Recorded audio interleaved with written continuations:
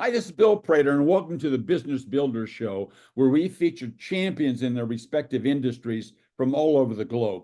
Our mission is to provide you with timely, provocative, and actionable resources that will inspire, promote, and accelerate your quest for business excellence.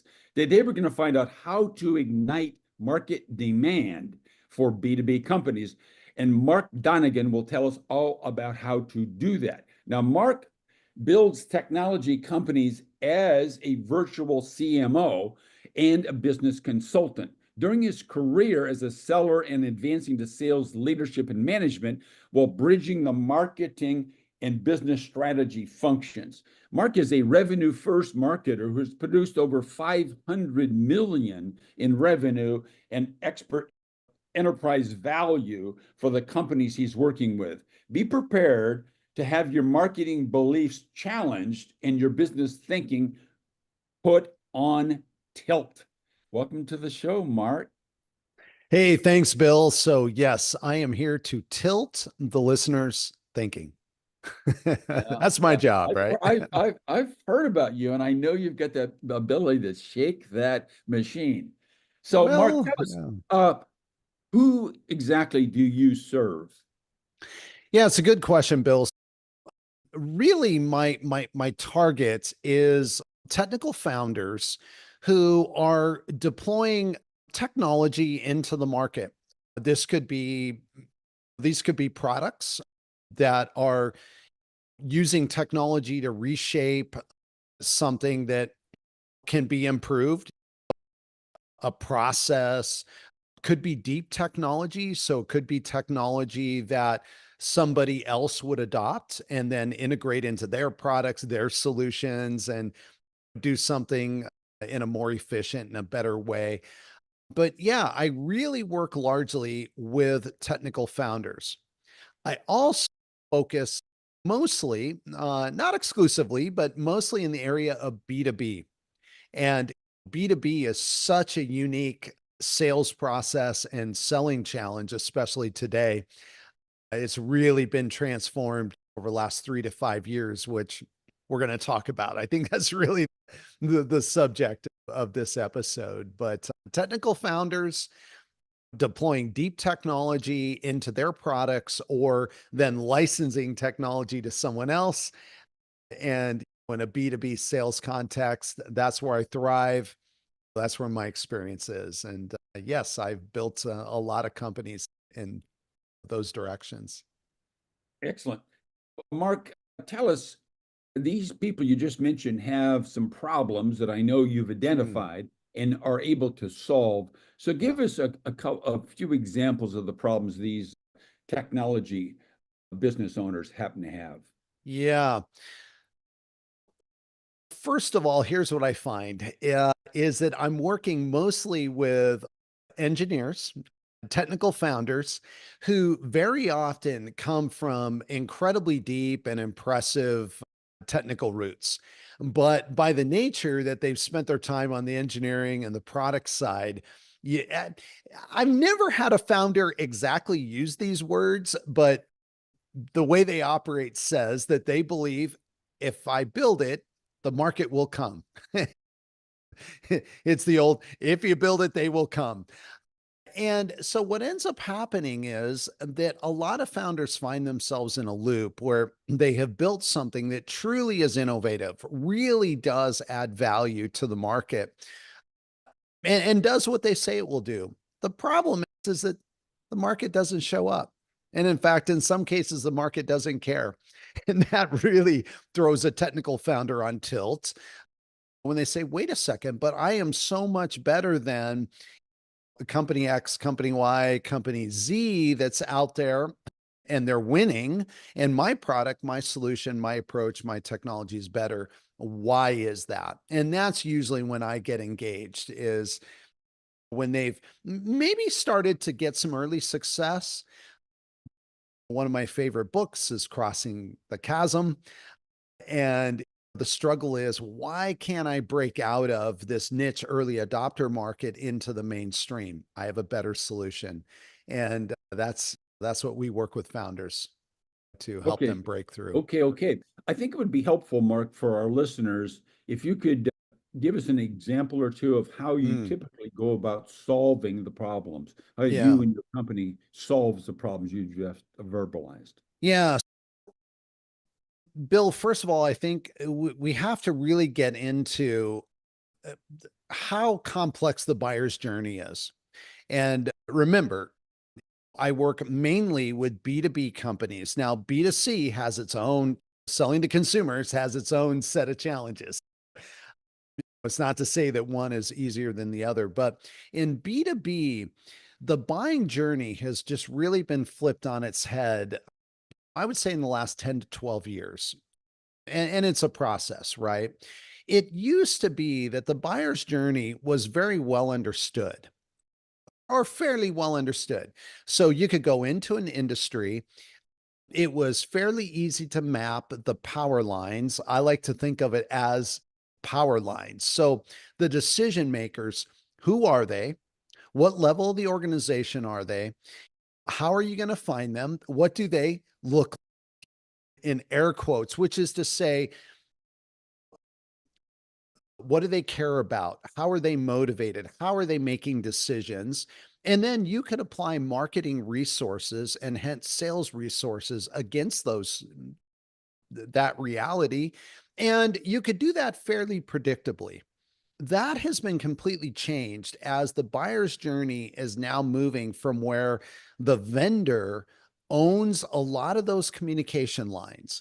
And I'll back up and also date myself a little bit here and say there was a time when you had to go to a major industry trade show to not only learn about what was being introduced, what companies were introducing in terms of new products and technologies, but you, even as a buyer, needed to go to almost say, "Hey, can we please get a meeting with you?" There Mhm. was a time when you would scramble around a building, a buyer would, and say, do we have a better connection? I won't call out any companies, but our Dell rep, our Cisco rep is not being responsive. And we desperately need those routers. We desperately need those servers. We desperately need fill in the blank. And so that was very different. In that time, the vendor had the power. That is no Mhm. longer the case. The vendors no longer have the power. Now the buying lines have been just completely flipped on their head. So that in a lot of buying scenarios, there is self-education by the buying committee that's going on. The problem is this self-education isn't your traditional, they're emailing, they're filling out a form on a website, they're taking a meeting with a sales rep. It's happening by buyers talking to their peers.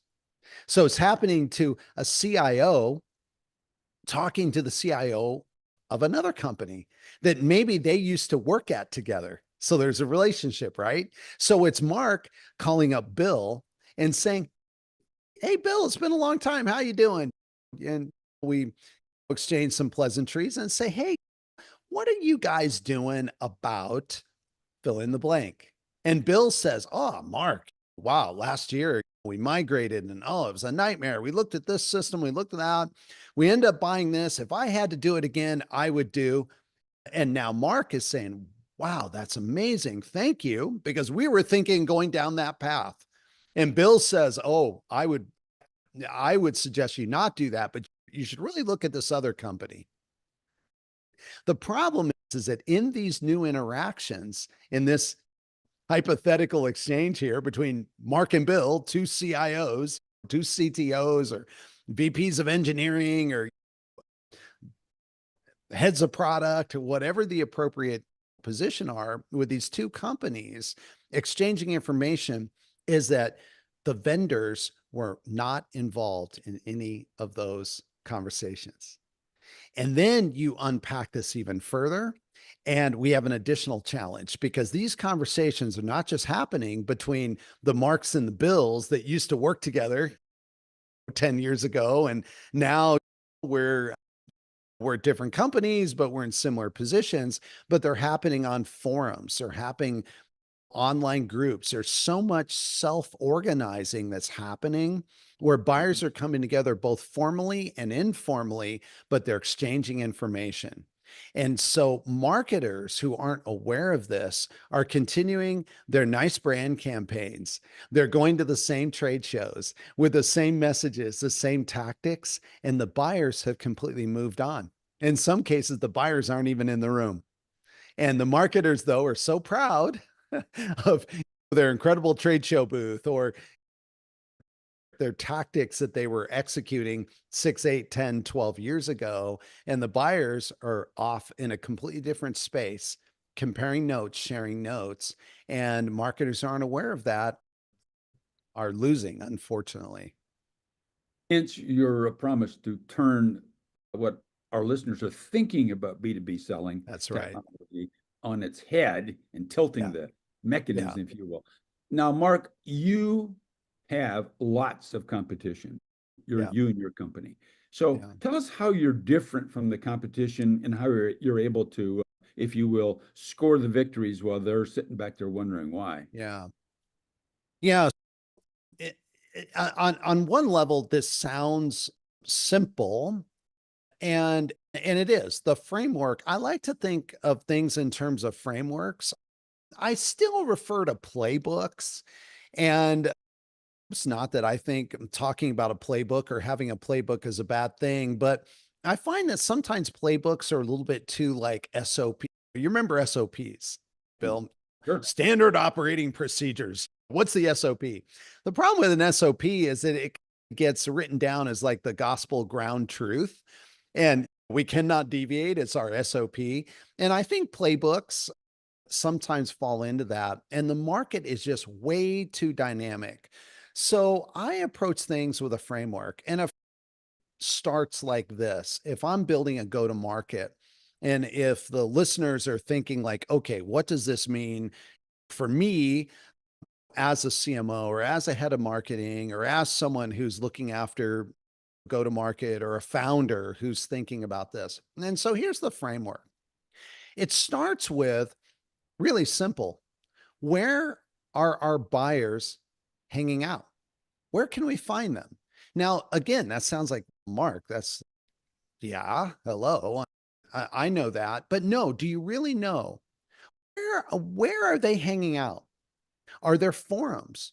Are there trade associations? And I don't just mean, oh, they're members of a trade group. So, yeah, we'll go to I do a lot of business, for example, in the video space, video technology. So there are several trade associations that are very well known that anybody who's a vendor or who is working or selling in the space or who is a video distributor, a video streaming platform, streaming service, they're going to go.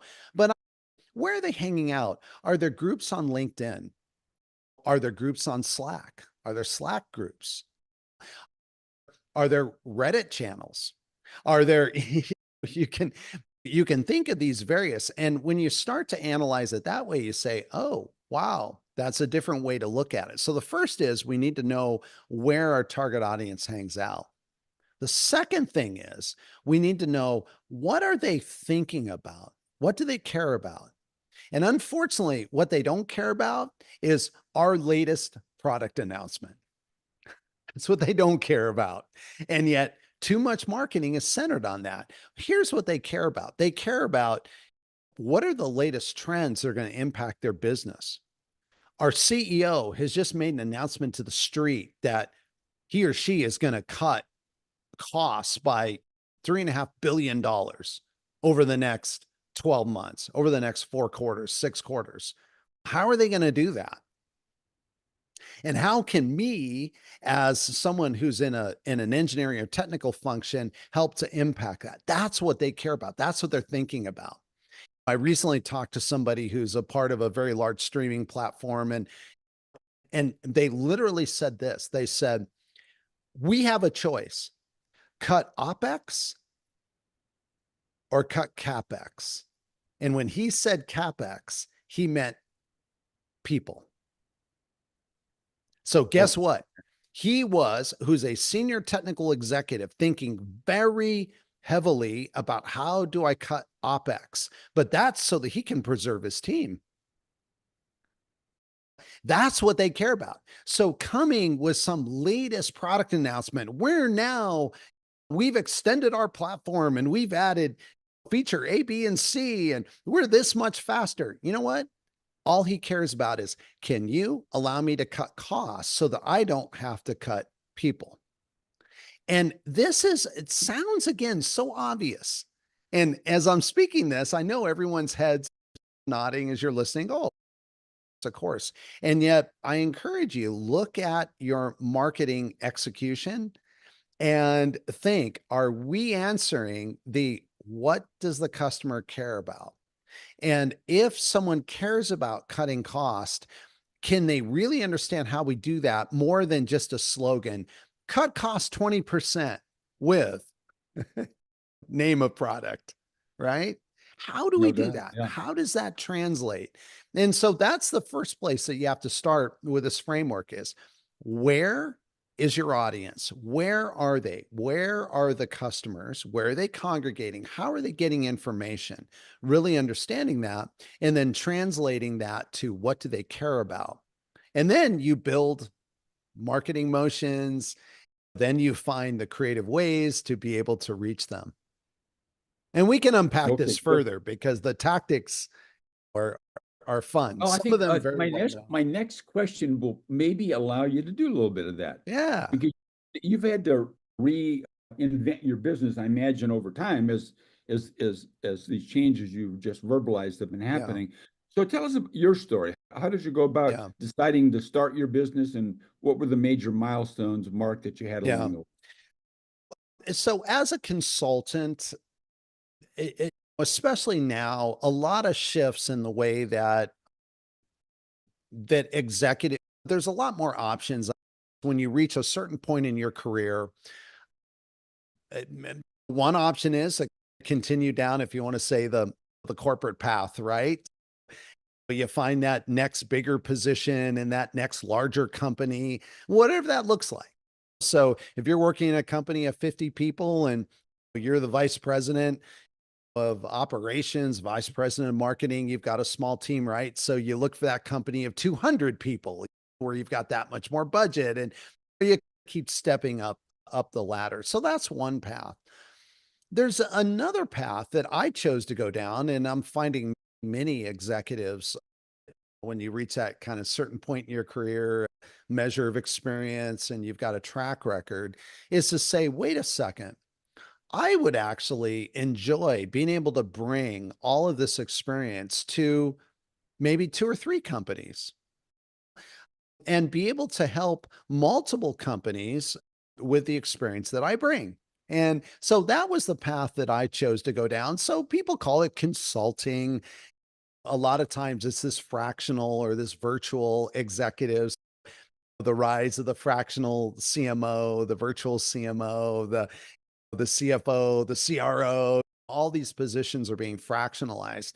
And there's a lot of value because what it does bring to maybe a little bit smaller organization is somebody who comes from some experience that normally maybe they couldn't afford to hire, or there's various reasons why they wouldn't hire that person. Maybe in some cases, a person would say, hey, I'm at a place where, you know, I that's not the best fit for me, but yet you can hit the ground running. And so that's what I chose to do. But here's what I found. This is what I found, Bill. And I think any consultant listening is going to nod their head and say, oh, yes, I'm there now. Is it you come in, you bring all this experience. The CEO, the founder, the founding team, the executive team says, wow, Mark, this is amazing. But I have one question. Okay, what is it? How are we going to implement this? Like, I have 1.5 marketers, and just to be honest, they're hardworking, they're very dedicated, but they're fairly junior. And you're talking about stuff that's going to require a team of people. I need a designer. I need a writer. I need someone who's fairly expert in digital marketing. I need someone like, I don't have the budget to hire those people. Even if I did have the budget, it's going to take me 3, 4, maybe 5 months to recruit, to onboard. Like, I'm 6 months down the road and I just have my team together. We haven't even started executing on your frameworks and your playbooks. What do we do? And I ran into this time and time again. And so you scratch your head at some point and say, gee, maybe I need to bring a team with me so that I can come into a company. We can lay this out. And when the founding team says, this is amazing, Mark, how are we going to do it? Say, and here's how we do it. And we're already ready to execute. So I actually started building a team. And now 2.5 years, I'm into the process. And now when I come into a company, I bring a team with me. We call it the marketing pod. And that's really the magic. And it Mhm. helps differentiate as well from the consultants who come in and give a lot of excellent directives, all very good guidance. But yet, what do I do? I've read the book, but now how do I apply it? So now we bring the book and we also bring the application. Excellent. Yeah. So what do you feel is holding you and your business back right now, if anything? The biggest challenge that I think anybody in a services business was facing right now is finding it, it sounds too generic to say finding the talent in marketing anyway. The job of a marketer has shifted really profoundly. And there was a period where campaigns were, I don't want to say they were canned. They weren't exactly canned. There's a lot of creativity required, but it's very well understood. There were a dozen plays that you would execute against, and it was somewhat easy to be able to hire someone or be able to work with someone, a freelance talent or even another consultant who knew very well how to execute one or more of those plays. And so you could put a team together and you could say, hey, we have someone who really knows SEO, for example. We have someone who really knows email marketing. We have someone who really knows paid marketing. We have someone, and you go around the specific disciplines and you could have a team, you could bring the team in and you could say, here's my team. The problem now is that the needs of the market are so diverse that in some scenarios you still need that paid experience, but the platforms are changing almost daily. And Mhm. so someone who has, again, in kind of air quotes, paid marketing experience, but it's even say 18 months ago and it's from LinkedIn and a little bit of Google, but maybe you have a need on Facebook and LinkedIn, but LinkedIn has changed profoundly in just the last 6 months. And all of a sudden, you find that experience is actually not any better than someone who comes in with no experience who can learn quickly. And we have gone from where there was some real value attribution to experience. And I'm not saying that experience is not helpful and needed, but it's about learning and it's about learning speed and it's about the ability to assimilate information very quickly. And I'm just finding that not everybody is making this transition. And so it's making building teams both internally in the clients that I work with challenging because you can look at a resume that has someone who has 12, 15 years of very good, impressive backgrounds. They've really done the work. I'm not talking about someone who's faked it. I'm talking about someone who's really done the work. And yet you sit down and you talk to them and you realize they're not making the transition. And and then what do? You bring them in and they're going to execute against the old playbooks that aren't working. And so what it means is we often are turning to marketers who are coming from atypical backgrounds. In some cases, they're engineers who are find themselves just more and more interested in the marketing side. They're salespeople are finding themselves more interested in marketing. They're just bright people who are saying, I'm really interested in how to influence people. And marketing seems like a good place for me. And so I'm finding more and more that I'm building teams in atypical. And It's sad because it's also why on LinkedIn, people with impressive CVs who are having a hard time finding positions, and they're scratching their heads going, what's wrong? Look at my background, look at the companies, look at the roles. And if I was able to get one-on-one with them, I could probably explain what's likely happening. But that's a challenge because it makes hiring very difficult because it's also easy to bring in the wrong people. Yeah, It's excellent, 6 excellent. months, a year down the road, and you're saying, where's the impact? I So didn't expect quite that level of coaching from my question about what's holding you back, but you answered in such a way that it'll cause some introspection from a lot of our listeners. So, talking about our yeah, listeners, yeah. Mark, how can our listeners get a hold of you? What's the best path to Mark? Yeah, growthstage.marketing. So my website is a marketing domain. The the name of my business, my company is Growth Stage Marketing. So just go to growthstage.marketing, and I've got many books up there. I have a lot. I publish a lot. It's one of the things that I'm really passionate about was sharing knowledge. All of it is ungated. So there's no forms to fill out. I'm not going to spam you. Obviously, if you want to get on the newsletter, you can at the bottom of the page. It's easy to give me your name and email address, and we'll make sure you get all the great content. But yeah, a lot of resources there that founders find useful. And I think marketers will too. I write for both audiences, but mostly I'm Yeah, writing I, for I would founders I would and imagine you do. CEOs. Yes. Yeah.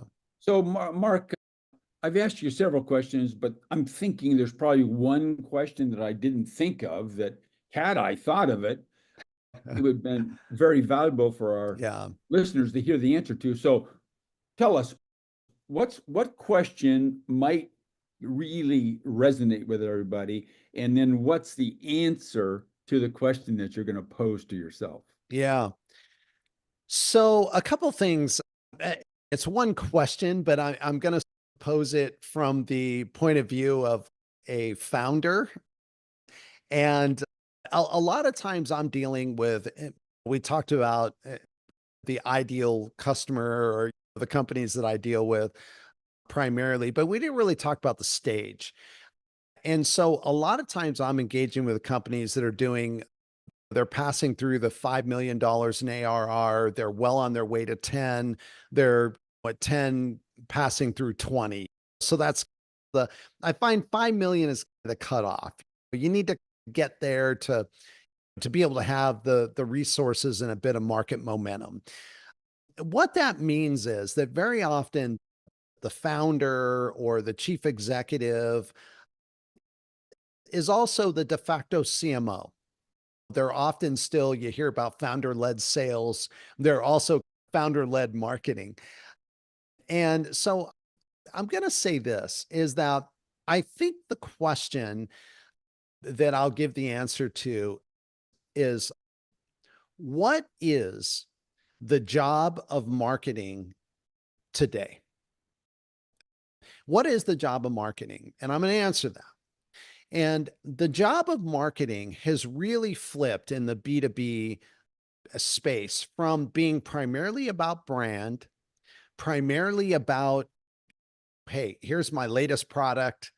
Here's the extra feature that we have that the competition doesn't have. Here's why we're better. Here's why we're faster. That used to be the primary job of marketing. Let's come up with a slick slogan. Let's come up with a cool plushy doll that we're going to give out at the next trade show. And it's going to be cute and everybody's going to talk about it. We'll come out with a better pen, a better backpack. It was all about branding, right? And I'm not saying those things maybe don't have a place. So again, my message is not, hey, if you're printing pens to take to your next trade show, stop doing that. Maybe you should do that. Maybe you should produce more pens. But for the most part, that is not the job of marketing. The job of marketing is to profoundly understand. This is my answer to the question. The question being, what is the job of marketing? It's to so profoundly understand your customer's pain. that you have the unique solution for, the better solution, the best solution, that you can echo back to them, you can mirror back to them, you can educate them about this, that they go, wow, we have never thought of it that way, but you are so right. Excellent. That is the job of marketing. But to do that, you have to really understand what your customer does, what they care about, what that pain is. And believe me, this is hard. If it were easy, more of us would be doing that, right? And yet you see so much marketing that does it connects to we're better, we're faster, we're cheaper. The problem with all that better, faster, cheaper is that somebody can always be just that much better. They can always be just that much cheaper. They can choose to lose money for a while. I just raised 25 million. Hey, I'm going to lose money and make it up in, as the saying goes, make it up in volume, right? Which never works. So those strategies are failed. And I think we're seeing in the tech startup space, very clear signs that those strategies don't work. But when you go to market and you can echo to your prospect, to your customer, that you understand their pain, that's when they go, wow, you get me. Let's have a conversation. Because the implication automatically is if you understand my pain, you must have a solution. And it sounds simple, but that's the job of marketing. Yeah, it sounds and simple, but that's it what it ain't is. easy. It ain't Hence, easy. That's hence, exactly right, Bill. listeners, get a hold of Mark if you can. Mark, thanks very much. You were brilliant, and I enjoyed very much our little conversation today. It was great talking with you, and thank you for the opportunity. You are welcome. Everybody, in closing, let's focus on the single fact that our businesses don't become extraordinary in a single moment. Instead, they get there as a result of the owner first formulating a strategic vision.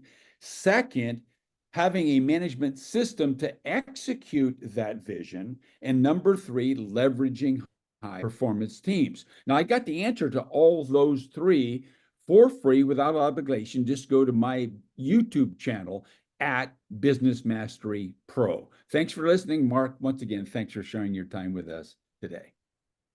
Thank you.